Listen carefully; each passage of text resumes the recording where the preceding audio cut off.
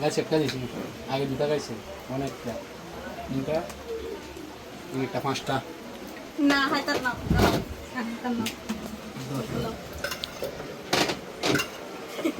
না খেলে নাই তো এবার আপনারা দেখেই বুঝে গিয়েছেন এখানে কি হচ্ছে। হ্যাঁ, ঠিকই ধরেছেন, আমাদের আজকের মিশন হচ্ছে জাম মাখা। আজকে চলে আসলাম আমরা জাম মাখা মিশনে।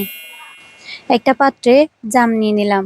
এই সুন্দর রসালো আর মায়াবী জামগুলো তো না ধুয়ে খাওয়াই যাবে না, তাই একটা পাত্রে ভালো করে এগুলোকে ধুয়ে নিয়ে নিলাম। তারপর আমাদের মাখানোর সুবিধার্থে একটা ঢাকনাওয়ালা বাটিতে এই জামগুলো নিয়ে নিতে হবে।